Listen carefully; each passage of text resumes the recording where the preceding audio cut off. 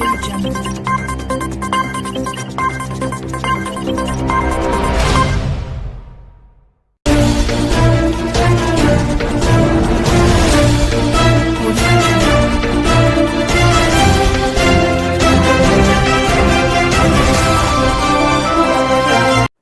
सबसे पहले हमारे साथ बैठे आदरणीय सलीम शेरवानी साहब और बाईं तरफ पूर्व सांसद अम्बेडकर नरेंद्र मोहन जी और आज जितने भी साथी अन्य दलों को छोड़कर के समाजवादी पार्टी में शामिल हो रहे हैं, मैं एक एक नेता का, एक एक कार्यकर्ता का और उनके साथ जितने भी सहयोगी साथी आए हैं, मैं उन सब का स्वागत करता हूं, बहुत बहुत धन्यवाद देता हूं, बहुत बहुत बधाई भी देता हूं। साथ ही साथ आप में से कई लोगों से कई बार मुलाकात हुई थी और इधर फॉर्मली हम ज्वाइनिंग नहीं हो पाई थी। मुझे खुशी है आज कि प्रदेश के अध्यक्ष नरेश उत्तम जी ने और पार्टी के लोगों ने कुछ साथियों को आज सदस्य बनाया है। आज सदस्य बनने पर समाजवादी पार्टी में आप शामिल हुए हैं, मैं आपका बहुत बहुत धन्यवाद और शुभकामनाएं देता हूं। जहां तक सवाल चुनाव का है, 2022 उत्तर प्रदेश का चुनाव देश का चुनाव होगा। जैसा कि बंगाल में देखने को मिल रहा है, भारतीय जनता पार्टी किसी भी स्तर पर जाकर के चुनाव लड़ती है। भारतीय जनता पार्टी का मुकाबला करने के लिए समाजवादी पार्टी ने लगातार संघर्ष किया और लगातार ये प्रयास किया है कि कोई भी समाजवादी पार्टी में शामिल होना चाहेगा, समाजवादी पार्टी में उसको जोड़ने का काम हम सभी मिल कर के करेंगे। आज जब हम और आप मिल रहे हैं, उस समय जिस समय हम और आपकी मुलाकात हो रही है, प्रदेश और देश में न जाने कितने लोग आज तकलीफ और परेशानी में हैं। रात से लेकर के सुबह तक और पिछले 4-5 दिन से लगातार लोग तकलीफ में हैं। जो अखबारों में पढ़ने का मिल रहा है, जो टीवी पे थोड़ा बहुत देखने को मिल रहा है, सोशल मीडिया भरा पड़ा है और व्यक्तिगत संपर्क करने से जो जानकारी मिल रही है, ये वैश्विक महामारी ने एक बार फिर हम सबको घेर लिया है और ऐसे चक्रव्यूह में फंसा दिया है कि अब इससे बाहर कैसे निकलें। हम जब आप मिल रहे हैं, दुखद है कि बहुत सारे लोगों की जान गई है। हमारे बीच काम करने वाले पूर्व सांसद श्यामाचरण गुप्ता जी राजनीति में लगातार काम करते रहे जनता के लिए। उद्योग में जो भी कर सकते थे, उद्योग में भी उन्होंने बहुत अच्छा काम किया। न जाने कितने लोगों को नौकरी, रोजगार और काम से जोड़ा था। आज वो हमारे बीच में इसलिए नहीं क्योंकि कोरोना से उनको संक्रमण हुआ और कोरोना का इलाज कराते कराते उनकी जान चली गई। ऐसे बुरे दिन, ऐसे काले दिन, ऐसे तकलीफ भरे दिन हमने आपने कभी नहीं देखे होंगे। और जिस तरीके का संकट आ रहा है, जो गरीब है सबसे ज़्यादा तकलीफ में है। जो गरीब है उसको रोजी रोटी, रोजगार, गरीब को ये समझ में नहीं आ रहा कि हम रोजगार से आगे अपना जीवन यापन करें, कुछ काम काज कर लें या बीमारी से बच लें। और जिन्हें इंतज़ाम करना चाहिए था, वो स्टार प्रचारक बनकर के दूसरे प्रदेश में झूठ बोलने के लिए निकल पड़े हैं। उत्तर प्रदेश की हालात क्या है? दवाइयाँ नहीं हैं, अस्पताल में एडमिट नहीं हो सकते, जो आपको बहुत ज़रूरत की दवाई है वो पर्याप्त है ही नहीं, टेस्ट नहीं हो पा रहे, और अगर टेस्ट हो भी रहे हैं तो जिस समय उनका रिजल्ट आना चाहिए था, रिजल्ट में भी डिले कर रहे हैं। और वैक्सीन लग जाने के बाद भी लोग इस बीमारी से परेशान है, बीमार हो गए। अगर लखनऊ की जो प्रेस्टिजियस इंस्टीट्यूशंस हैं, अगर उस इंस्टीट्यूशन के लोग भी ऐसी बीमारी से तकलीफ में चले जाएं, तो आखिरकार आम जनता का इलाज कौन करेगा? अस्पतालों की जो दुर्दशा की है, क्योंकि सरकार ने कोई तैयारी नहीं की, सरकार अपनी वाहवाही में रही। जब बीमारी खत्म हो जाती तो वाहवाही होती तो ठीक था, लेकिन बीमारी को छिपा करके, आंकड़ों को छिपा करके, जानकारी को छिपा करके और अपनी वाहवाही की खुशी मना रहे थे।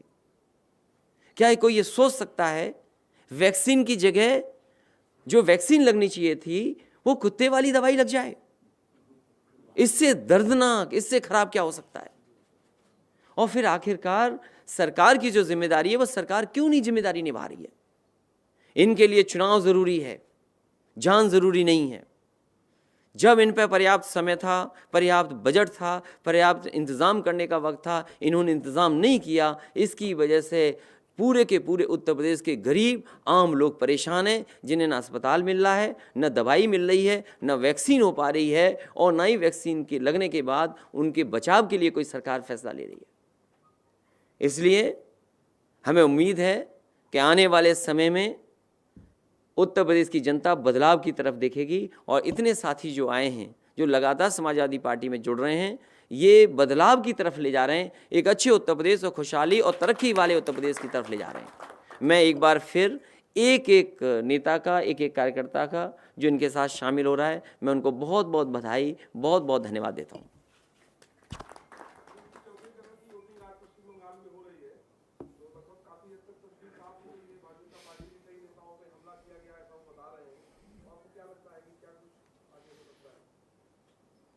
भारतीय जनता पार्टी बंगाल में हार रही है और बंगाल की जनता एक बार फिर ममता बनर्जी को जिता करके वहाँ की मुख्यमंत्री बनाएंगे। और हम भी यहाँ से उत्तर प्रदेश से समाजवादी लोग अपील कर रहे हैं कि भारतीय जनता पार्टी जैसी पार्टी को हराएं।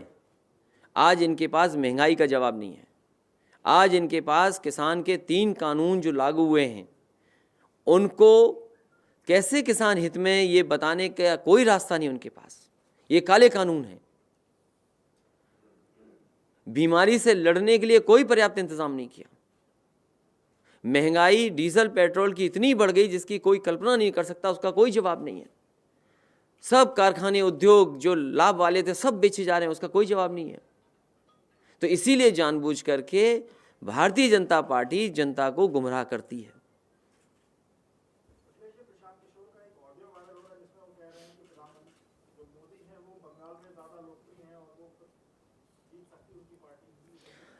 जितना ममता बनर्जी जी लोकप्रिय हैं उतना कोई लोकप्रिय नहीं है बंगाल में।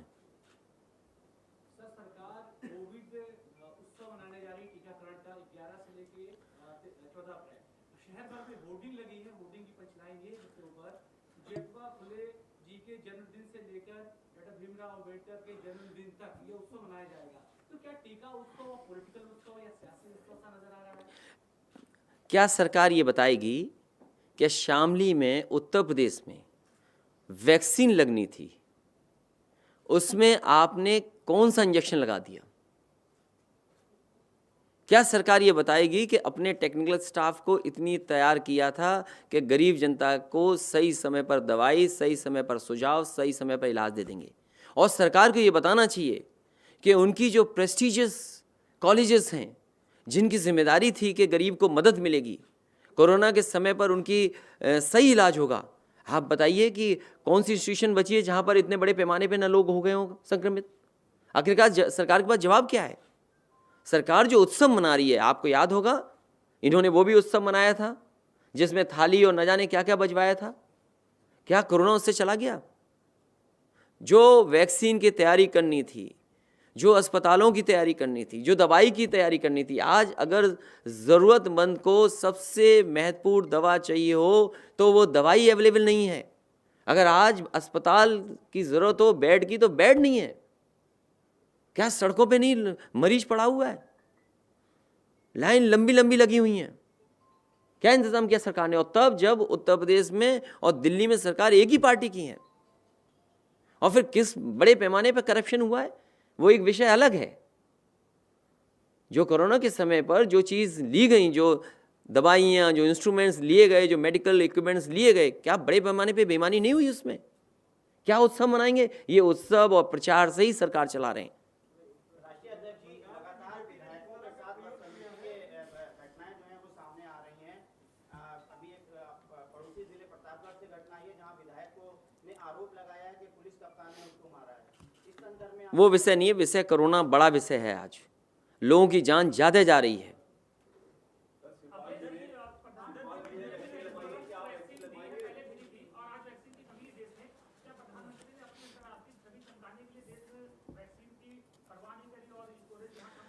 आपको चिंता इस बात की करनी चाहिए, कोरोना टीके के नाम पर 3 महिलाओं को लगा दिया रेबीज का टीका। टीके कम पड़े, किसी इलाके में 2-3 दिन से टीके पहुंचे ही नहीं हैं। कोरोना टीके के नाम पर वो तो वही सेम न्यूज़ है। टीके के दोनों खुराक लेने के बाद भी यूपी में स्वास्थ्य विभाग के मुखिया हुए संक्रमित। 40 डॉक्टर एक जगह संक्रमित, 25 डॉक्टर एक जगह संक्रमित।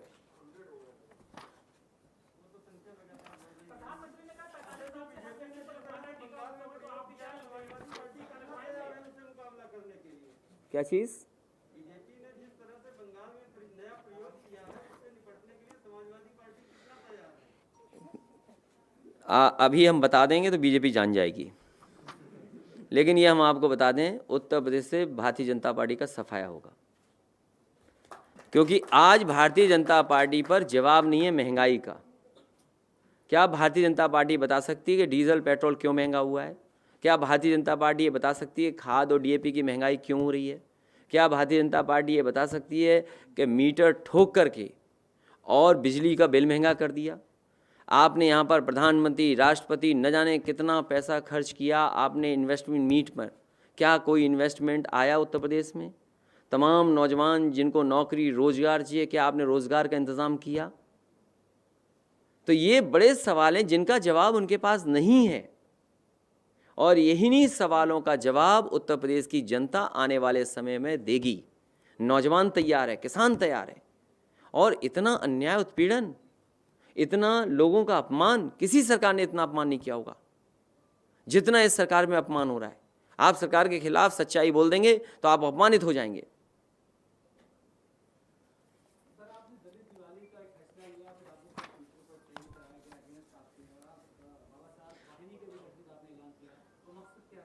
समाजवादी पार्टी और समाजवादी पार्टी के तमाम हमारे पूर्वज और हमारे तमाम पुराने नेता, और सबसे बेहतर उदाहरण यही है कि डॉक्टर राम मनोहर लोहिया और डॉक्टर भीमराव अंबेडकर जी दोनों मिलकर के काम करना चाहते थे।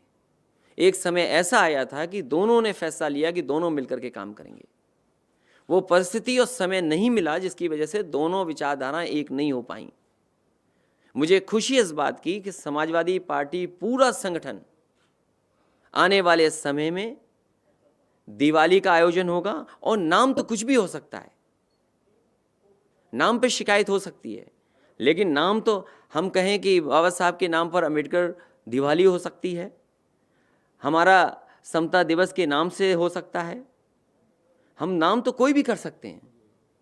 संविधान रक्षा दिवस हो सकता है, सामाजिक समता दिवस हो सकता है, बहुजन सम्मान दिवस हो सकता है, अंबेडकर दिवाली हो सकती है, संविधान दिवाली हो सकती है, स्वजन दिवाली हो सकती है। लेकिन जो ट्रेंड कराने वाले लोग थे वो बीजेपी कांग्रेस के लोग थे। एक एक हैंडल देखिए आप। समाजवादी पार्टी अगर बाबा भीमराव अंबेडकर जी के मानने वाले लोगों को, अनुयायियों को अगर गले लगा रहे हैं, तो आखिरकार बीजेपी और कांग्रेस को क्या तकलीफ है? भारतीय जनता पार्टी और कांग्रेस के लोग बताएं कि उन्हें तकलीफ क्या है, और मुझे ये बताएं क्या 14 तारीख को बाबा भीमराव अंबेडकर जयंती के दिन वो दिया जलाएंगे कि नहीं जलाएंगे? उनके सम्मान में ये बीजेपी और कांग्रेस के लोग दिया जलाएंगे कि नहीं जलाएंगे? ये सबसे बड़ा सवाल है। जैसे इटावा में अभी जिला पंचायत सदस्य के चुनाव में प्रगतिशील समाजवादी पार्टी और सपा ने चलो अच्छा, सदस्य तक पहुंचे, प्रधानी तक नहीं गए तुम। मैंने आपको कितनी बार मैं बताऊं, समाजवादी पार्टी की कोशिश होगी सभी दलों को साथ ले लें, सभी लोगों को साथ लेकर के चलें, जो भी छोटे दल हैं उनको साथ लेकर के चलेगी। इसीलिए आपने देखा ये प्रयास हुआ है। हमारे बरेली के हैं, सागर हमारे पुराने थे, पार्टी में शामिल आ गए, शेरवानी जी हमारी पार्टी में थे, दोबारा आ गए। ये NSI का हमारा अध्यक्ष है जो मिला कई बार, साथ आ गए। ये सिख समाज के हैं, निषाद समाज के हैं, ब्राह्मण समाज चेतना परिषद है, ये हमारे तारिक भाई हैं। आज क्यों हो तारिक भाई आप? नाम बोले थे कि हमारा नाम नहीं ले रहे हो आप। अच्छा, तो आज के हैं आप, इसलिए बहुत सारे लोग हैं, हर समाज के लोग हैं। कि उन बातों में मैं नहीं जाना चाहता हूँ कि समाज की बात करूँ फिर सब मैं कहूँ तो किसी का नाम छूट जाए, मेरे से नाराज़गी हो जाए। इसलिए जितने लोग मेरे सामने बैठे हैं मैं उन सब का स्वागत करता हूँ, बधाई देता हूँ।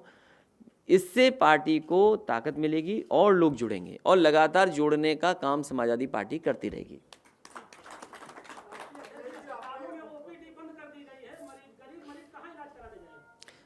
यही बात हम कह रहे हैं, इसीलिए उत्तर प्रदेश की जनता देख रही है कि स्टार प्रचारक हैं, उन्हें चिंता उत्तर प्रदेश की नहीं है। प्रधानी का चुनाव लड़ा रहे हैं बंगाल में जाकर के। जिस प्रदेश में कानून व्यवस्था चौपट हो गई हो, महिलाएं सुरक्षित ना हो, बेटियां सुरक्षित ना हो, मेडिकल का पूरा कोलैप्स कर गया हो, और वो आपके विकास की गाथाएं कर रहे हैं वहां पर।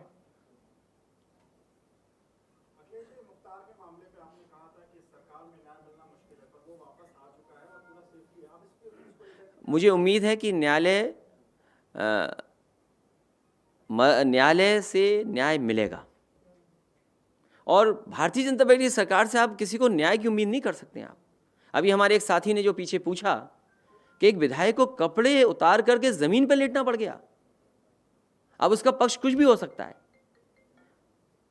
लेकिन क्या इस सरकार में न्याय की उम्मीद कोई कर सकता है जब कोर्ट ये कहे कि एनएसए फर्जी लग रहा है, गलत तरीके से लगाया जा रहा है। एक मुकदमा आप पहले दिन से हम और आप मिल रहे हैं, जिस समय से भारतीय जनता पार्टी की सरकार बनी थी उस दिन से हम और आप मिल रहे हैं। उस दिन से लगातार कह रहे हैं कि किस तरीके से झूठे मुकदमे लगाए जा रहे हैं उत्तर प्रदेश में, किस तरीके से फेक इनकाउंटर हो रहे हैं, किस तरीके से आईपीएस पे भ्रष्टाचार का आरोप लगा रहा। आज महाराष्ट्र में देखिए, अगर भ्रष्टाचार का आरोप लगाए क्या हालत हो गई है, और उत्तर प्रदेश की तो रिपोर्ट ही नहीं पता है वो कहाँ है। आईपीएस फर्जी बन के विधानसभा में टेंडर बांट रहे थे, आपको नहीं पता क्या? उत्तर प्रदेश की जनता ने देखा है कि किस तरीके से ये सरकार काम कर रही है। कौन नहीं जानता कि आजम खान साहब के ऊपर मुकदमे लगे हैं, फर्जी मुकदमे लगाए हैं। जमीन के मामलों को लेकर के कोई मुकदमा लगा दे।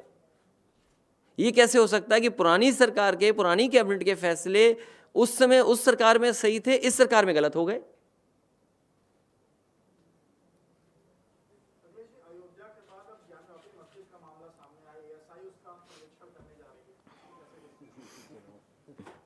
उत्तर प्रदेश चुनाव के लगता दिन कम है, चुनाव करीब आ गया है।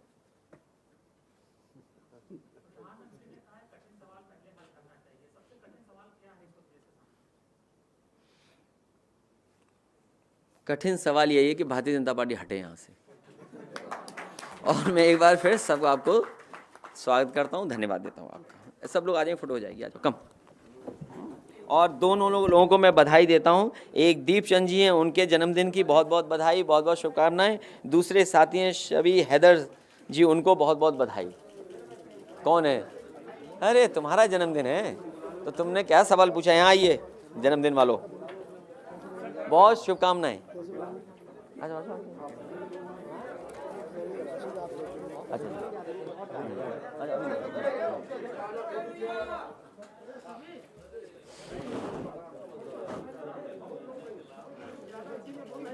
चलिए धन्यवाद। सभी हैदर आइए ना, तुम क्यों पीछे रह रहे हो? बहुत बधाई। कौन सा जन्मदिन है तुम्हारा? 21वां?